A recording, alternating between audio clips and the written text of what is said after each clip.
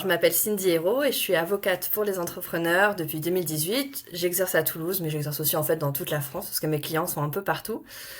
Mes domaines d'intervention sont les contrats, donc les contrats commerciaux, la rédaction de contrats, la rédaction de conditions générales de vente et évidemment toute la partie contentieux qui vient avec, donc la négo en cas de recouvrement d'impayés ou de litige avec un client ou un partenaire. J'ai aussi toute la partie propriété intellectuelle, donc j'accompagne sur les dépôts de marque et puis de façon générale sur voilà comment on va protéger ce que vous avez créé. Si jamais il n'y a pas de dépôt possible, qu'est-ce qu'on met en place pour essayer de protéger ce que vous avez fait autant que possible. Mon approche, c'est de rendre le droit le plus accessible possible, surtout dans un domaine, le droit des affaires, qui peut vite revenir cher. J'essaie vraiment de créer des solutions pour les petites entreprises et les indépendants pour qu'elles soient protégées autant que les grandes avec des outils de la même qualité, mais plus adaptés à leur budget. Et c'est aussi pour ça que j'ai créé en parallèle une boutique de modèles de contrats et de conditions générales de vente personnalisables, où il y a toujours une petite partie conseil individualisé avec moi, mais qui permet aussi de rentrer dans un budget plus serré tout en ayant son entreprise protégée. Quand je suis devenue maman, ça a été compliqué. Ça a été vraiment la claque. Pas parce que j'ai pas aimé être maman. Ça, j'ai aimé tout de suite. J'ai eu de la chance pour ça. Mais par contre, ça a tout fait basculer. Enfin, ça a tout remis en question au niveau professionnel. J'avais déjà des doutes sur ce que j'avais mis en place, la trajectoire sur laquelle j'étais. Et vraiment, en fait, j'avais plus l'énergie pour continuer quelque chose qui avait pas de sens. Donc, en parallèle, en plus, mon conjoint a fait une reconversion, donc je me suis retrouvée solo pendant quelques mois et j'ai fait un burn-out, clairement. J'ai fait un burn-out, je suis aussi retombée enceinte, donc voilà, j'ai fait 2 enfants très rapprochés, ça m'a forcé à faire une bonne pause et à prendre énormément de recul sur comment je voulais avancer et qu'est-ce que je voulais apporter aussi, comment je voulais contribuer dans mon domaine d'activité. Ça a été chouette dans un sens, ça a été une refondation, mais non sans, non sans larmes. La façon dont la maternité a impacté mon activité, déjà, je suis plus en mesure d'y passer autant de temps. Donc, je suis obligée d'être très efficace et d'être très ciblée sur les choses que je mets en place. Il faut vraiment qu'elles aient du sens pour que j'ai envie d'y passer du temps. Surtout sur des journées où on est fatigué, où on a mal dormi. Euh, mais en réalité, j'étais partie sur une trajectoire où j'avais une collaboratrice, par exemple, on pensait à s'associer, et je pense que je poursuivais une forme de croissance d'un cabinet qui était en fait pas du tout alignée avec ce qu'il me fallait et ce que je voulais.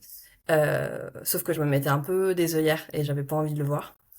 Et l'autre chose, c'est que j'avais quand même vraiment cet intérêt pour bosser avec des indépendants. Ça faisait un moment que je réfléchissais à mes modèles juridiques, mais j'avais pas le temps de les mettre en place. Et de la même façon que pour la trajectoire de croissance du cabinet, je pense que je m'orientais vers une clientèle qui semblait logique quand on est en train de grandir professionnellement. C'est-à-dire que dans le monde du droit des affaires, il y a beaucoup ce discours comme quoi, voilà, si on continue à bosser avec des petits coachs indépendants au bout de X années d'exercice, peut-être qu'en fait le cabinet marche pas. Donc il faut aller chercher des plus grosses boîtes, des levées de fonds, des domaines un peu plus techniques en corporate. Et c'est comme ça qu'on montre qu'on a vraiment du succès face au monde en droit des affaires. Et ça, c'est pareil, en fait. C'était une course vers quelque chose qui me ressemblait pas. Et moi, je sais pertinemment que mon approche dans le droit des affaires, c'est finalement un mix entre le droit pour les particuliers et le droit des affaires, c'est-à-dire que les sujets de droit des affaires m'intéressent vraiment profondément. Je trouve ça très stimulant intellectuellement, mais le profil de personnes que j'aime accompagner, on est beaucoup plus sur des gens qui sont des êtres humains normaux et qui n'ont pas une énorme société derrière eux. Et c'est ça qui me plaît en fait. Et avant de devenir maman, clairement, j'avais pas encore le courage de regarder ça dans les yeux, puis de l'assumer non plus de cette façon-là, et d'y voir un vrai sens pour moi. Si je suis pas en train de me limiter, en fait, je suis vraiment en train de bosser sur un truc sur lequel je me sens alignée. Et je pense que quand t'es genre ultra fatigué, t'as besoin profondément de bosser sur un truc qui fait sens et t'as plus la bande passante pour mettre de l'énergie là où il y a pas de sens. En plus, quand t'as des enfants, t'as vraiment envie d'être un modèle. T'as envie de leur montrer ce que c'est l'alignement, ce que c'est l'épanouissement. Et moi, en plus, maintenant, j'ai une fille. Donc, la plus petite, c'est une fille. Et je pense que j'ai un sens de responsabilité particulier à lui montrer ce que c'est une carrière de femme respectueuse de l'équilibre perso-pro, mais qui manque pas d'ambition et qui manque pas d'alignement non plus. L'approche que j'aime bien partager avec mes clients et qui résonne particulièrement avec mes clients qui sont parents, c'est qu'en fait, en devenant parent, on acquiert un certain nombre de compétences qu'on soupçonne pas forcément, mais qui peuvent vraiment nous aider dans le monde professionnel et en particulier sur la gestion de litiges. Et enfin, ça me tient à cœur d'en parler parce que je pense qu'on voit très souvent la parentalité comme un frein ou une contrainte et on voit tout ce que ça peut changer en négatif, entre guillemets, dans une vie professionnelle ou personnelle. Et vraiment, on s'aperçoit pas des compétences qu'on acquiert. Et j'ai fait le parallèle, voilà, depuis 3 ans et demi que je suis maman, même si j'ai vu que la pointe de l'iceberg en termes d'éducation, entre comment je me comporte moi avec mes clients et avec la partie adverse, et en fait comment j'essaie de gérer une crise de mon fils de 3 ans. L'approche générale, c'est de dire en fait tous ces réflexes qu'on peut avoir, déjà de prendre du recul, de pas réagir à chaud, de réfléchir à son objectif. Voilà, qu'est-ce qu'on cherche à obtenir dans cette situation? Est-ce qu'on cherche forcément à avoir raison, à écraser l'autre, ou est-ce qu'en fait on a un autre objectif qu'on poursuit? Typiquement, dans un litige commercial, ça va être est-ce qu'on veut continuer à bosser avec cette personne, auquel cas on va essayer de lui proposer quelque chose de constructif, ou peut-être on compromet davantage, ou est-ce qu'en fait c'était vraiment la goutte d'eau qui a fait déborder le vase, ça fait des mois qu'ils abusent, et là on va être ferme, et en fait on va mettre un terme au contrat. La même situation peut donner lieu à différentes solutions en fonction de l'objectif qu'on cherche à poursuivre. L'autre réflexe que j'aime transmettre, c'est en fait aller lire vos contrats. Et c'est pour ça que l'accès au droit et puis la compréhension des contrats me tient autant à cœur. C'est que si on a mis en place un contrat de prestation de service, des conditions générales de vente, mais en fait on ne sait pas les appliquer, elles nous servent absolument à rien. Et souvent un début de réponse en fait qui permet aussi de rationaliser un peu le litige, de retirer l'émotionnel et de se dire ok attends, on avait convenu de quoi en fait au départ, et sur quelle base je peux m'appuyer qui soit pas de l'émotionnel dont on était convenu au départ pour commencer à construire une solution. L'autre réflexe qu'on sait très bien faire aussi en tant que parent, surtout quand on est sensible à l'éducation bienveillante, c'est comprendre les motivations de l'autre, humaniser. L'empathie, hyper important. Et quand on est dans un litige face à un client, un partenaire, évidemment, nous, on est piqué au vif. Souvent, on est en train de parler de notre entreprise, de notre bébé, de ce qu'on a essayé de construire, de la qualité de la prestation peut-être qu'on a fournie. Peut-être que même nous, on a eu des conditions perso qui étaient difficiles et on estime que déjà, ce qu'on a apporté dans ces conditions, c'est quand même assez extraordinaire. Mais le client aussi, en fait, il a sa propre situation. Il a son propre vécu, mais il a aussi ses propres enjeux qu'on connaît pas toujours. Et diaboliser la partie adverse, en fait, très souvent, ça n'apporte absolument rien, à part tendre le débat, empêcher toute possibilité de résolution amiable, parce que chacun va se camper sur sa position. C'est pas constructif et personne n'est satisfait à la fin.